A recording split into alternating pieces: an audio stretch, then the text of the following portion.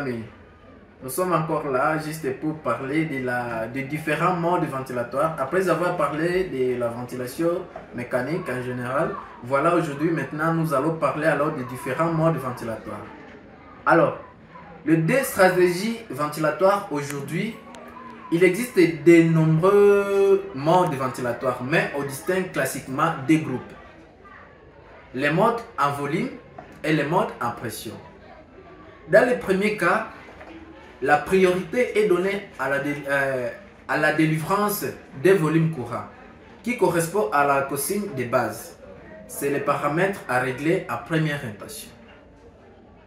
Dans le deuxième cas, le réglage porte sur un niveau de pression pendant le temps de sifflation.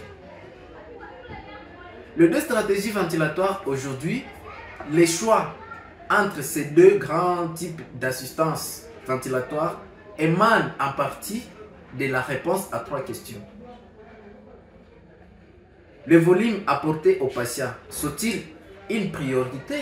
C'est la première question que tu dois te poser avant de choisir le mode ventilatoire à soumettre à votre patient. La deuxième question, c'est les pressions générées par l'assistance ventilatoire sont-elles une priorité? C'est la deuxième question que tu dois te poser. Une troisième question que tu dois te poser alors est de savoir si faut-il autoriser ou préserver la ventilation spontanée du malade. Une fois que tu t'es posé ces trois questions et que tu as eu des réponses, voilà, tu vas savoir quel mode ventilatoire que tu vas te choisir pour la prise en charge de votre patient. Alors, parlons de la ventilation à volume contrôlé. C'est le mode de ventilation le plus simple et le plus ancien. Le ventilateur assure à lui seul la ventilation du malade. Une ventilation spontanée est impossible. Dans la ventilation à volume contrôlé, à retenir, la ventilation spontanée ici est impossible. Les indications de la ventilation à volume contrôlé.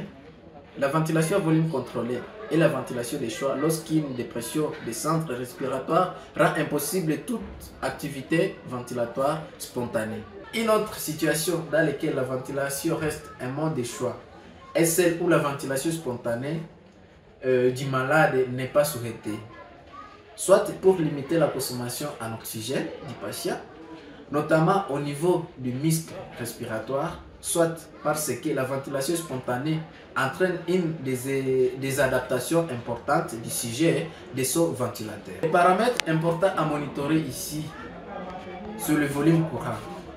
Il faut monitorer la fréquence, il faut monitorer aussi le temps inspiratoire et expiratoire. Il faut aussi monitorer le débit, il faut aussi monitorer le FiO2 et il faut monitorer le PEP.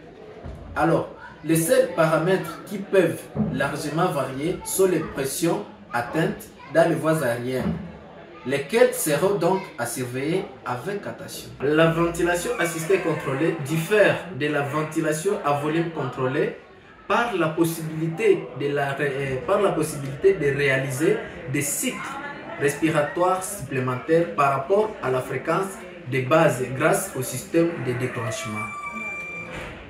On obtient à chaque fois le volume courant pré-réglé alors que le volume dans la ventilation à volume contrôlé est utilisé chez un patient anesthésié ou à la commande ventilatoire défaillante.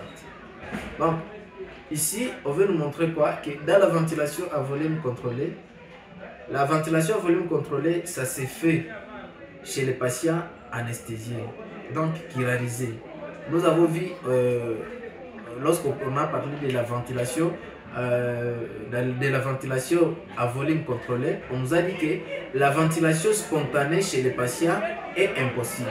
Tandis qu'ici, dans la ventilation assistée contrôlée, la ventilation spontanée chez les patients est possible. C'est la seule différence qui existe entre la ventilation assistée contrôlée et la ventilation à volume contrôlé. La ventilation à volume contrôlé, chez les patients, la ventilation spontanée est impossible. Tandis qu'en cas de la ventilation assistée contrôlée, la ventilation spontanée chez les patients est possible. Les modes d'utilisation de la ventilation assistée contrôlée. Les réglages du clinicien sont identiques à ceux de la ventilation à volume contrôlé.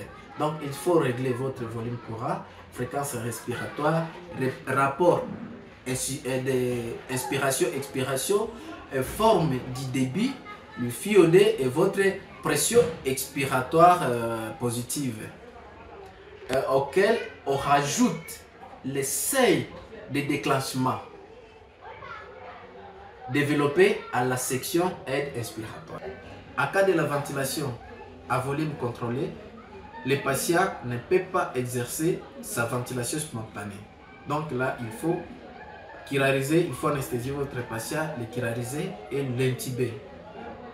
Tandis que la ventilation assistée contrôlée, la ventilation spontanée chez les patients est possible. Et là, en cas de la ventilation assistée contrôlée, il y a un seuil, les paramètres à monitorer sont les mêmes qu'à la ventilation à volume contrôlé. Mais en cas de la ventilation assistée contrôlée, on ajoute les seuils de déclenchement d'aide respiratoire. Les paramètres patients surveillés seront comme pour la ventilation à volume contrôlé. C'est ce que je venais de dire. On notera également les seuils de déclenchement. La fréquence patiente doit être proche de la fréquence pré-réglée. Si tel n'est pas le cas, hormis un problème clinique spécifique, il faut envisager soit un mode de sévrage, soit une augmentation de la fréquence minimale prédéfinie. La ventilation assistée contrôlée intermittente est au départ une trame de la ventilation à volume contrôlé.